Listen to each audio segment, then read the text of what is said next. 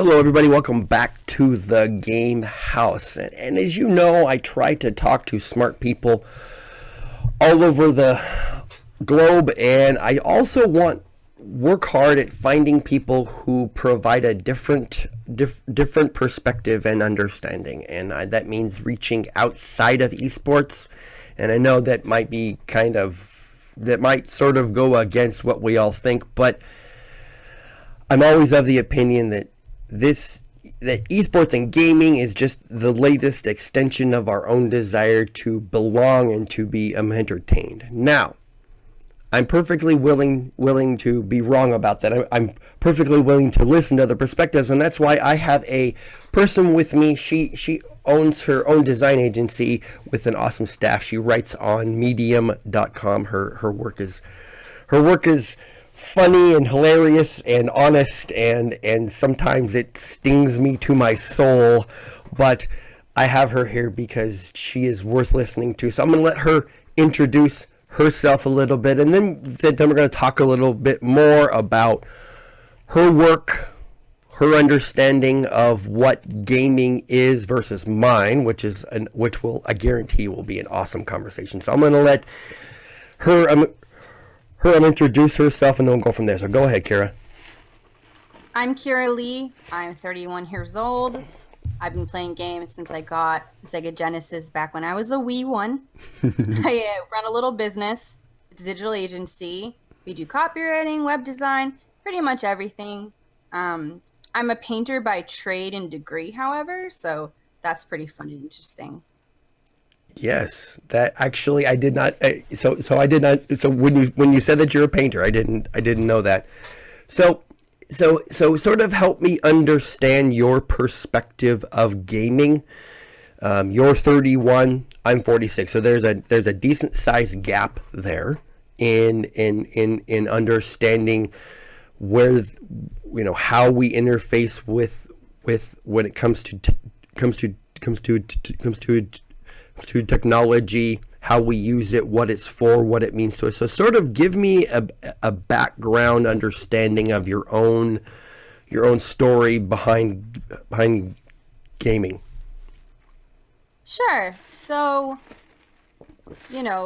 like any nerdy kid who is an older millennial who did not grow up with high-speed dial-up, I had AOL at some point, had those PlayStations, had the N64. I was very into gaming growing up. Went on to play MMORPGs, which was really fun. And then I started coding my own private servers for them, which was illegal. But I was, 14, 13. So you can't get mad at me. This was before responsive design was a thing. So I would make websites and try to get people to give me their Neo points from Neopets. So that's the journey that we started on, being like a little renegade. And then I grew up and I studied teaching, and I still love games, and I still play my PlayStation 2 greatest hits. And then now I'm in tech, and I do work with different gaming companies. And that's where we are now, is that I'm a lifelong gamer and a lifelong fan. It's not generally competitive gaming. It's mostly, MMORPGs or JRPGs. So now that's it. So, okay, so now your experience of gaming is a lot different than the current thought processes. I mean, you do it because you enjoy it, and it's something to help you to be a creative. But yet we're in this moment in time for the past, I guess, 3 years, maybe 5, where it's all about the competitive side and this explosive growth and this sort of we're going to turn esports into the next NBA or the next NFL, and I'm sitting here like, okay, all you kids just need to chill out. You just need to relax them. Just relax a beat. Okay. It's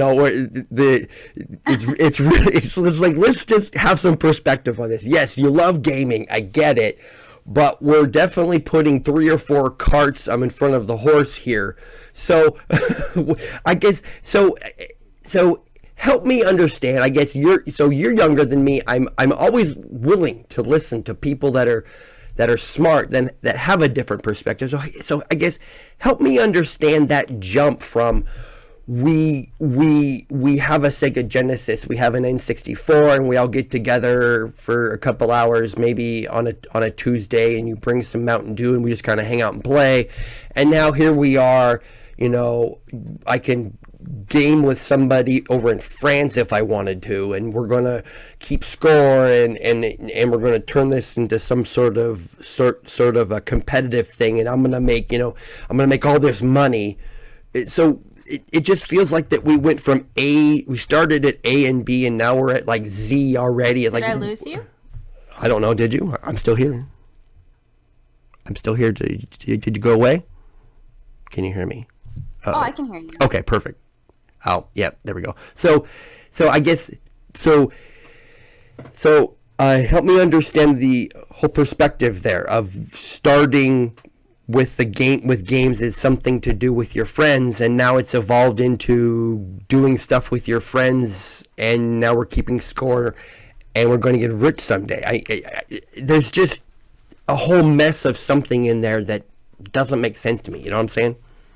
Yeah, I can understand why it wouldn't make sense. I mean, at the same time as somebody who creates websites, writes copy, has dabbled in making her own visual novels, plays games, is a painter, a singer, and a bunch of other stuff, I think that it's that creative energy and it's that passion and love for something that at some point people were watching chickens fight and like putting down money on chickens. That's right. Not to say that esports players are chickens, because they're obviously not. Like, I can't do that stuff like at all. I'm not a competitive gamer. I could probably be really good at it, but I'd rather play my JRPGs. In this case, if people are willing to give money to people to play games, I think that that's awesome. And I think you should try if you can.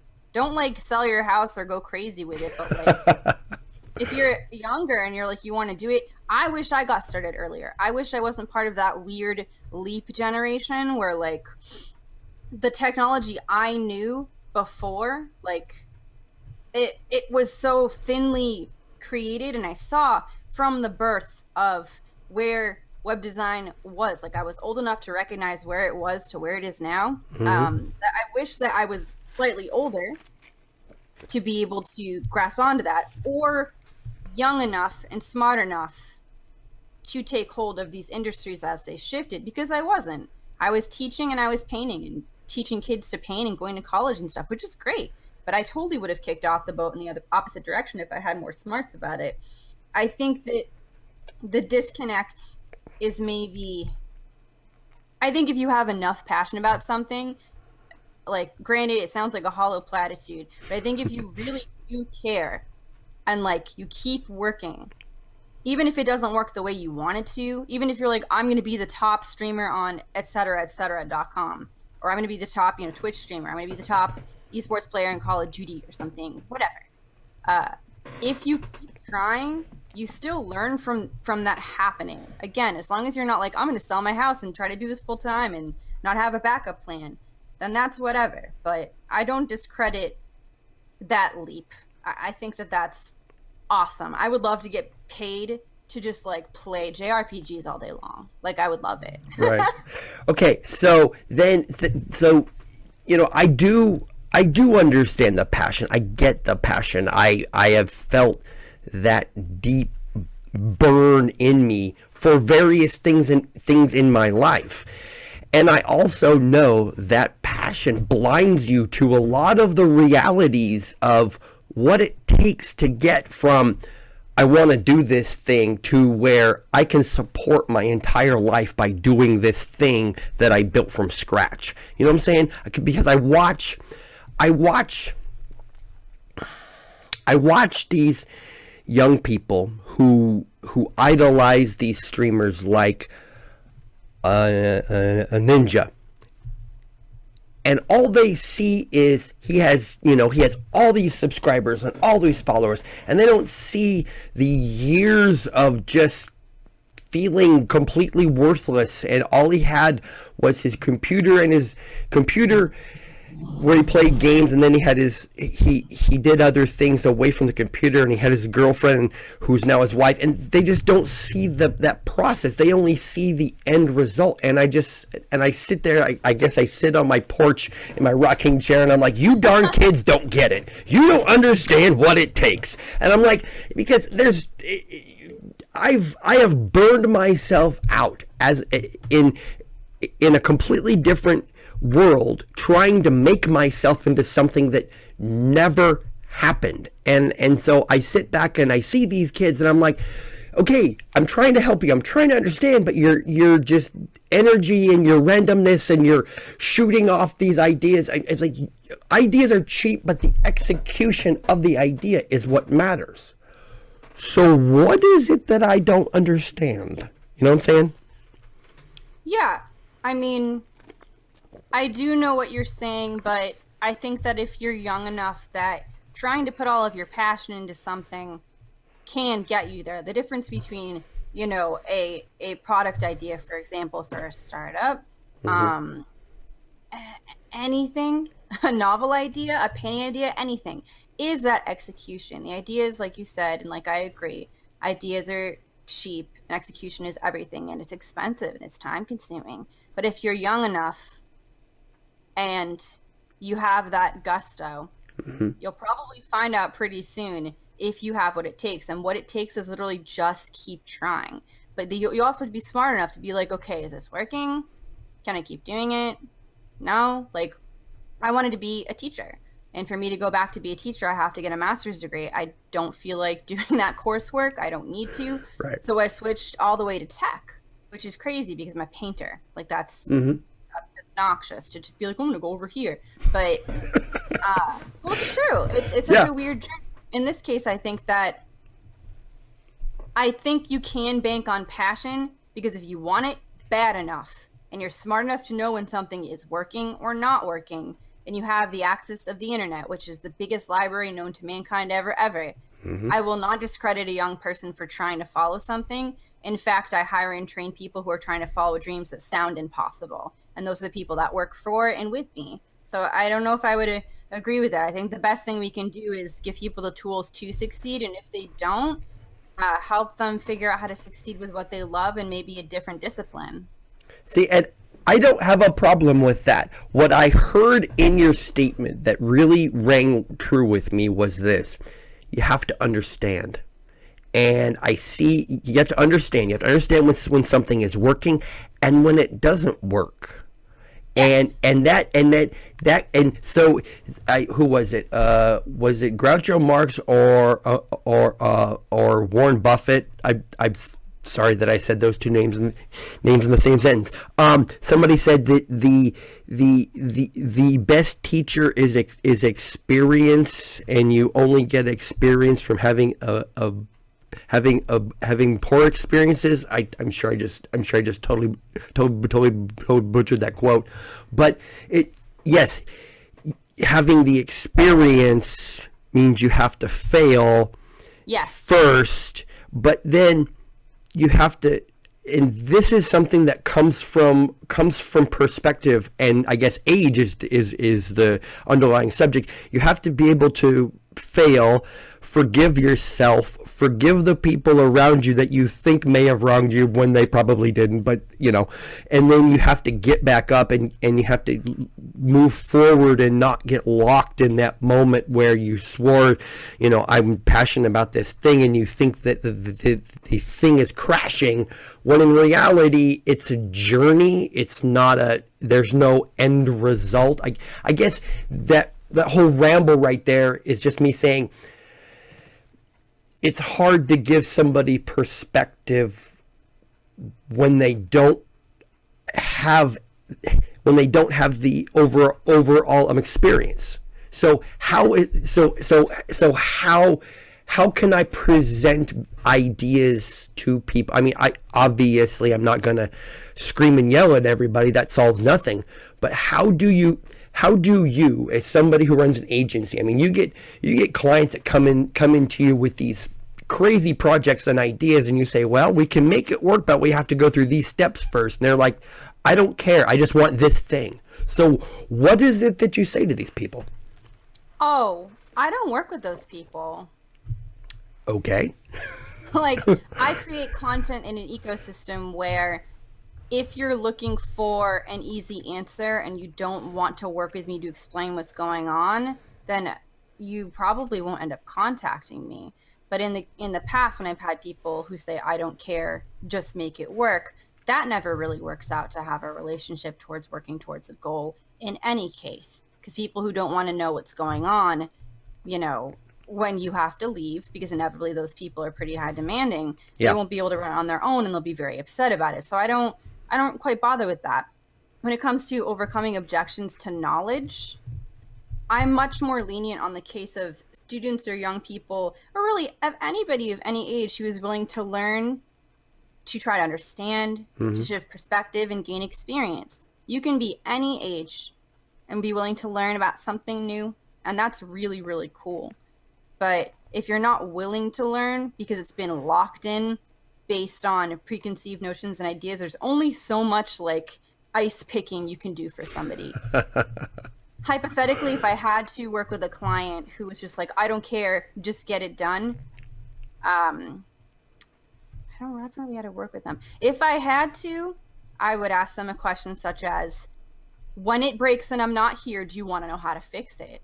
And that would just be what the answer would be. I guess I'm not quite understanding your question. Are you trying to ask how to provide people perspective? Yes, I'm trying to. I guess what I'm trying to drive at when it comes to the core question is, how do you break through the barrier of the barrier of impatience? Sorry, you might hear my cat. The barrier of impatience. Yeah, because you have young people that want to succeed now. You have you've talked with but haven't taken on clients who are like, I just want this done. I don't, I want this, I want this done in this time frame. And you're like, I can't do that. That's not how this works. But they're just impatient and they don't understand. They have this startup mentality where, and this drives me nuts. I think you said it once in one of your blog posts. You just move fast and break things, and you don't, whatever happens, what happens. Just, always, you want to get this done in a certain period of time, and you just look at them and you're like, okay, that's not how this works. And if you're not going to listen, then we're not going to actually do anything together. How do you get through the barrier of how do you break through that barrier? Like the resistance Yes. to it? Yes. Teaching wise, there's plenty of different methods.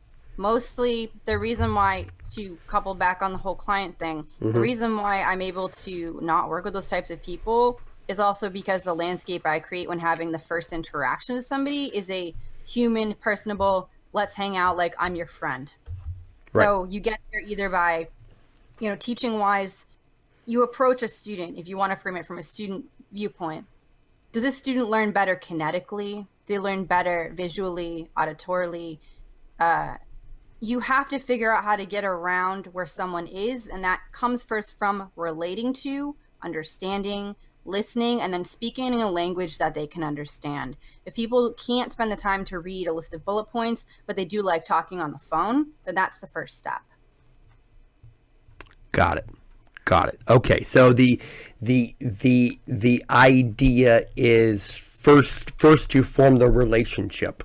Yes. And that relationship can be based upon anything, which in the case that I deal with most of the time is gaming. So I approach it from the standpoint of, you're a gamer, you're a gamer. So, I have the perspective of understanding several games. So I try to approach it from the standpoint of,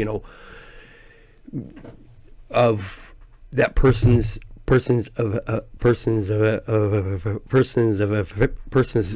game, that person's game they love, whatever that is. If they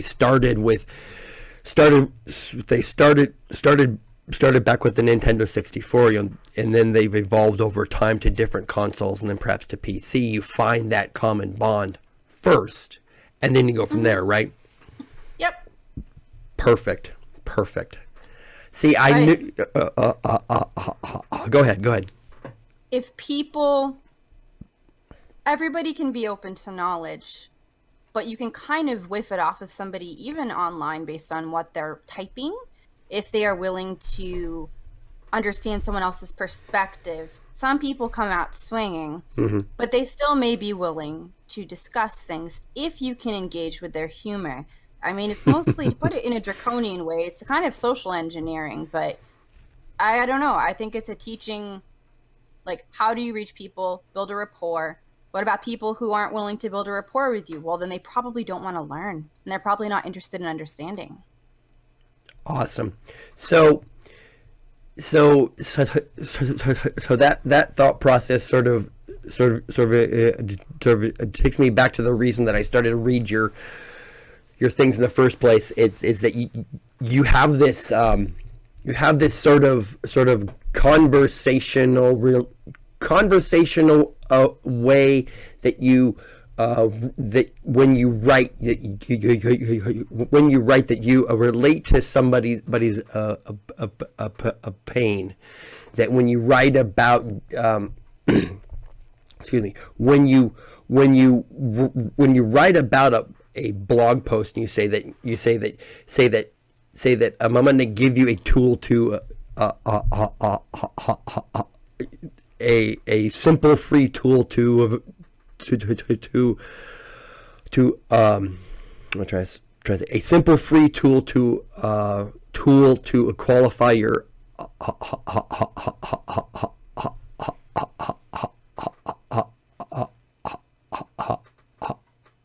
clients, and it's just this matrix of this is good, this is bad, this sucks, and don't do it. Versus, I saw that Yeah. I saw that post. I'm like, it's just honest and raw, because those are the thoughts that are in people's head. This sucks, I don't want to do it. But then when it comes out of her mouth, well, that doesn't really work for me right now. That isn't the direction we're going. When you're thinking, this is a gigantic pile of garbage, why am I even listening to you? So sort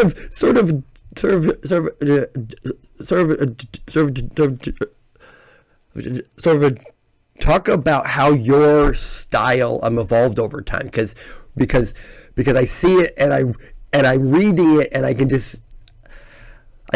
hear the conversation going in your head. I'm like, this is hilarious, and it is so engaging. So sort of talk about your style over time. You know what I'm saying? Yeah. So, kind of dorky. So, like, I have, I guess, 3 different ways of writing, maybe 4. So, the articles that I put out personally, I am trying to connect with marketers, startup people, nerdy people, but mostly the common human of like, man, why am I doing this project for this client? Or like, this is not good for me, but I want to give them permission to make it, to give an example to what you just said. Make a little matrix and be like, why is this not working for me? How come? I want to give people a place to really be honest about the work they're doing and honest about what it takes to do the work they're doing. So that's one part where it is me kind of having a conversation with what I like to think most people really do think about. I know a lot of marketers. I know a lot of startup people, a lot of designers.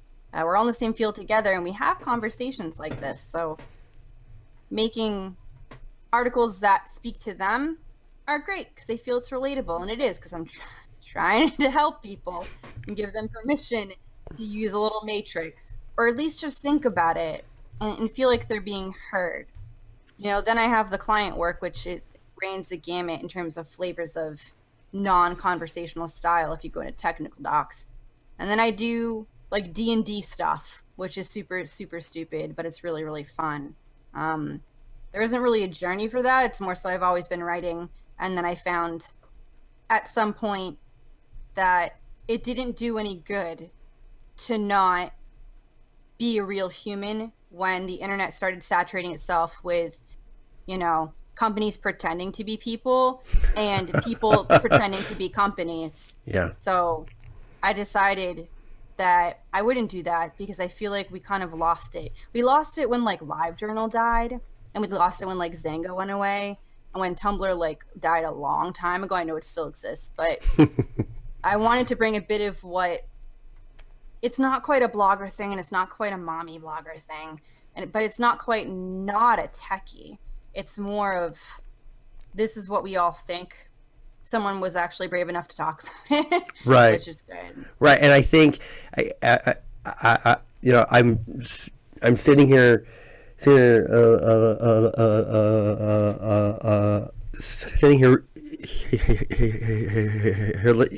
of pondering what you're saying, and I think the simplest way to describe what you do is that you give people the permission. You give people that you work with or that work in similar spaces that you do the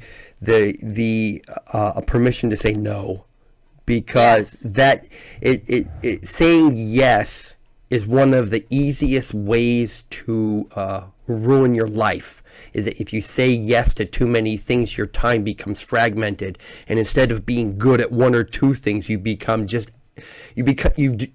so many things that your quality goes down, your overall enthusiasm goes down, and you're just like, I'm average at a bunch of things where I could be really awesome doing one or two things. And Yes. that's very, I'm going to try to say, I think that thought process is the basis of what being empowered looks like. Is that when you say no, the answer is no, and it's a full sentence. You don't have to explain yourself. The answer is no. Exactly. The answer is Yeah. no. Why? Because I said no. That's why. And so Yeah. I really love that thought process of the answer is no. Why? Just because. We're done. Later. Exactly. Exactly. I mean, in this case, I know a lot of different disciplines, but I would have preferred always to drill down to one. I am good at a great deal many of things, but I don't think that helps people, and I think that people get taken advantage of. And I think that, especially in our sphere, in tech, we have a lot of, I don't know, web developers who are also somehow building mobile apps when they've never programmed in that language. We have UI designers who are doing copy. We have email marketers who are doing paid ads. Granted, those skills cross-pollinate, and they do, and they can because I do them, but I don't think it's appropriate to ask that of one person. I think that the way tech is that we're drilling down and creating generalists of every single person. So yeah, I mean, I think that it is giving people the permission to say no, and also just say, I don't want these types of clients, and also say, here's what I'm going to do. It did take me a while to get here. Not gonna lie. I was that girl who was like, yeah, I will try to do everything. Right. Like I totally will, like we'll try. And I did. But I'd always burn out and be like, what's wrong with me that I cannot complete these impossible things? And it wasn't, no, really, it wasn't that. It was that despite me having all skills to be able to do it, Right. we're only human. And to tie it back to the whole perspectives thing, like, in order to change the perspectives of people, you do have to explain it in a language that makes sense. In my case, if people are not willing to listen to perspectives that, that would really benefit humans in tech, humans in the world, humans in the hiring process, humans in design, everywhere. If they're not willing to come together and dial a consensus, I'd rather turn them off, and I'd rather galvanize people who agree and then try to make a movement around doing better work, having happier clients, having more understanding people, and learning and sharing and growing versus being stagnating in an industry that really shouldn't be stagnant because it's so young. Awesome. This is one of my favorite conversations ever, and it feels kind of like random and it shoots all over the place, but the underlying theme of perspective and and coming to an understanding and saying no. There's 100%, there's nothing wrong with saying no, and staying with that, because I've done that. And in fact, I think one of the first times that we actually connected was over a blog post that you wrote about how about the whole hiring process, and how it's just this broken, worthless thing that it's terrible. it's just the absolute worst, and you're sheep, and you're herded into a stall, and you're randomly picked off for no understandable reason, and no one explains anything to you. But the minute that you tell an employer no, you're like, but wait a minute. It's like, no, I don't want to work in your culture that I can already see I'm not going to be happy, and I've just seen it for the past 5 minutes. Exactly. That sort of thing drives me nuts. I was supposed to have an interview several years ago. Several years ago, when I was doing some coding. And the CEO set up the appointment, verified it on email, and then didn't show up to the actual phone call. And then he got back to me 2 days later and asked if I, said, hey, were we supposed to have a meeting? I'm like, yeah, I sat there for 25 minutes. Oh, I never got the notification. Do I do it now? No, I don't. Because if you don't have time for me when we schedule it, then you're not going to have time for me when I'm actually working for you. So no. The answer is no. I mean, I think if you built a rapport with somebody, which is what's great about the weird system I have going around, then that's kind of okay. But in that case, he just didn't even think about your time at all. Exactly. He didn't even have it in his mind. So in that case, he would devalue your time. His time, it's a premium, which is really funny because I think the people who make things, and I think the people who create, and the people who, there's plenty of dreamers who can't make. There are very few dreamers who can. Right. And those are the people that are worth more than their weight in gold. And we're out here. They're all over the place. But I think that we try to prop up this idea that, to bring it back to early topics of perspective and learning and teaching and stuff, I want to support all the dreamers. I want them to be able to make what they want, how they want, the way they want, and have their vision have legs and run and succeed. And so I will always support them and hope that they learn. But it's once you take that switch over to, well, my vision and my idea and my goal is the best, and fail to give other people time in the real estate of your mind, your heart, and what you're doing, is that you have lost, and you cannot accept new knowledge, new information. So it's probably my issue with a lot of hiring process systems, corporate stuff, etc., is that the dreamers should be supported. And that's the most important thing, is to follow your passions. When you turn off accepting new perspectives, you're not growing anymore. So what's the point? Exactly. And I think that is a perfect spot to kind of wind this down. I'm very thankful that you made time to talk to me. I try to, like I said, I try to meet smart people all over the place, inside esports and outside esports. So thank you very much for taking time to talk to me, Kira. So as we wrap this up, is there anything you want to promote? Your Twitter feed, your website, anything like that? Sure. If y'all want to go to www.thereisno.design, and yes, that is an extension for domains. I know it's crazy. It is. That would be really cool. You don't have to. If you want to go, play a JRPG, please do that as well. Awesome. Thanks for talking to me, Kara. Thank you very much. I've really enjoyed this kind of flowing random conversation. And everybody, thanks for tuning in to what we constantly do here at the Game Haus. You can drop a like and a subscribe on the video and the channel, and I'll talk to you soon. If you liked that, hit the subscribe button for more interviews and other great sports and esports content. Make sure to also like us on Facebook and follow us on Twitter to stay up to date on all the news from your favorite sports and esports players and teams. From our house to yours.